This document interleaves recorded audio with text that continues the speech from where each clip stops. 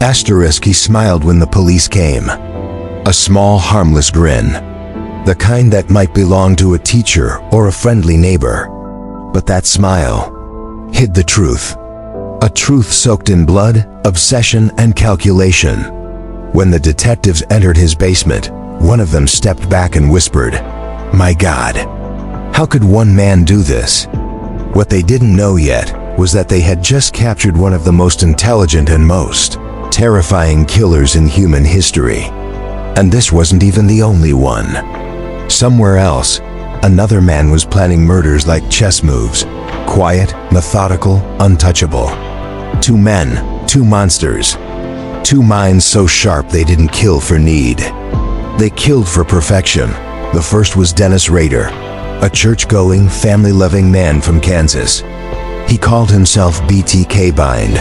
Torture, kill. He gave himself that name. Like an author signing his work, he wanted the world to know his signature. For 3 decades, he haunted Wichita, Kansas, sending letters to police, taunting them, bragging, yet always vanishing before anyone could find him. Rader was no ordinary murderer.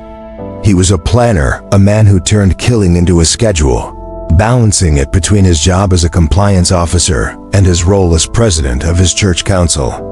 When neighbors waved to him, they saw an ordinary man. When his wife kissed him goodnight, she had no idea the same hands had tied and tortured others. He began in 1974, when the Otero family was found murdered in their own home. Husband, wife, and 2 children, all dead, strangled. There were signs of bondage, deliberate control, and ritual. Investigators were confused. There was no forced entry, no robbery, no sexual assault in the usual sense. But there was something far more chilling, a message.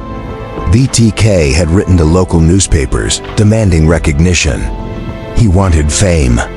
"You got the wrong man," he said. "The code words for me will be, bind them, torture them, kill them, BTK." It wasn't just murder to him. It was theater. And the world was his audience. At the same time, across the world, in Moscow, another man was learning the anatomy of flesh, not in a medical school, but in the forests outside Rostov. His name was Andrei Chikatilo. A teacher, a husband, a father. The students called him Uncle Andrei. But in the woods, he was something else, the Butcher of Rostov. Between 1978 and 1990, he murdered and mutilated more than 50 people, most of them children. He was brilliant, a man who had read Dostoevsky, quoted Marx, and knew how to make himself invisible in plain sight. When the Soviet police hunted him, they were looking for a brute, a monster with scars or rage. They never suspected the quiet man with glasses who handed out candy to students. What made both these men terrifying wasn't just the body count. It was their control. They didn't lose themselves in chaos, they mastered it. Dennis Rader planned everything, from the time he'd strike, to what clothes he'd wear, to where he'd hide the bodies. He kept detailed journals of his victims, their routines, their homes, even their pets. He photographed their corpses and stored the photos like trophies in secret boxes. And after every killing, he'd sit back, watch the news, and smile when reporters said there were no leads. Andrei Chikatilo, on the other hand, played a different game. He used the Soviet system's flaws as his camouflage. When one innocent man was executed for his crimes, Chikatilo didn't stop, he accelerated. He knew the police were desperate to protect the image of the perfect socialist state. A serial killer didn't fit their ideology, so they pretended it didn't exist. That denial gave him power. He lured victims to train stations, promising food, money, or help, and then led them to the woods. There, his calm face would transform. The educated man turned into an animal. When he was done, he covered the bodies with leaves and walked home. Back to his wife, his job, his ordinary dinner table. BTK and Chikatilo both wrote to the police. Both wanted to be seen, but never caught. Rader's ego was his compass. He mailed letters, riddles, floppy disks, even packages containing dolls bound with ropes, recreating his crimes in miniature. He once asked police if floppy disks could be traced. The police replied publicly, "No, they can't." He believed them. That was his mistake.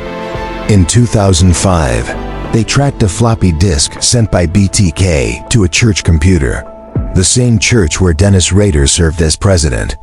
When they arrested him, he confessed without emotion, describing each killing as if reciting grocery lists. "I had to fulfill my fantasy," he said calmly. "I was driven by Factor X."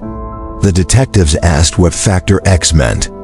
He replied, "It's the thing inside me that makes me do what I do. Like the dark side of God." Chikatilo's end was Messier. After years of denial, Soviet investigators finally allowed psychological profiling, a Western method they had mocked before. The profiler said, "He's an educated man in his 40s or 50s, married, works with children, and feels powerless in life. He kills to feel control." That description was so precise that one officer said, "It's as if he's describing Chikatilo." When they caught him in 1990, he denied everything. But during interrogation, his intellect broke down under pressure. He confessed to 56 murders, calmly, precisely, almost proudly. "I am like a fish in the water," he said. "I cannot stop." Both men shared one terrifying trait. They blended perfectly into society. Rader attended barbecues, worked as a dog catcher, and gave safety lectures to kids about avoiding danger. Chikatilo taught children literature. The irony was cruel. The teacher teaching morality by day, the killer devouring innocence by night. Neither looked dangerous. Neither acted insane. That's what made them so powerful. They were invisible. The police who studied them later said these two represented the intellectual side of evil. They didn't kill out of rage or money. They killed out of design. Rader saw his victims as projects. Chikatilo saw them as experiments. Each believed they were chosen, superior minds playing God with human lives. When Rader spoke to investigators, he often used terms like phase, operation, and target. He described one murder as a challenge to overcome. Chikatilo said he felt reborn after every kill, as if each act gave him back something he'd lost in childhood hunger and humiliation. There's a disturbing parallel between them. Both were shaped by repression. Rader grew up in strict religious silence, taught that temptation was sin, but curiosity was forbidden. Chikatilo grew up during Stalin's famine, where hunger taught him that weakness equals death. Both learned early that emotion was dangerous, so they replaced it with control. And when control turned to obsession, they became architects of horror. When Rader was finally in court, he described his crimes to the judge as if teaching a class. Calm voice, detailed memories, no remorse. The audience gasped as he described tying up a woman, waiting for her to die, then taking photos. One juror fainted, but Rader only blinked and said, "That's what I did." Chikatilo's trial, on the other hand, descended into madness. The courtroom was packed with victims' families screaming at him, calling him a beast. He smiled, shouted back, sometimes stripped naked to mock the guards. The judge had to lock him in a metal cage during the hearings. But even then, when asked why, Chikatilo simply said, "I am what society made me." Both men faced death differently. Rader, in his American cell, spends his life writing letters, reflecting, drawing crime maps, and occasionally writing poems. Chikatilo, in Russia, was executed in 1994 with a single bullet to the head. Before his death, he told his guard, "Tell them I am finished now." They won, but had they? Can you really defeat something that hides so perfectly in the ordinary face of humanity? Psychologists who studied both killers said they were among the most dense murderers, not dense in stupidity, but in psychological complexity. Every move, every word, every signature had meaning. BTK's crimes followed cycles, like seasons. He'd prepare, strike, cool off, then rise again. Chikatilo's killings evolved from clumsy at first to ritualistic, patterned, almost scientific. Their minds were puzzles, layers of trauma, intellect, ego, and pure predation. What's more chilling is how long they went undetected. Rader killed for 30 years. Chikatilo for 12. In that time, both had been investigated, even questioned, yet both walked free. Rader's job as a compliance officer gave him authority. People feared him. Chikatilo's role as a teacher gave him trust. People respected him. They used society's trust as camouflage.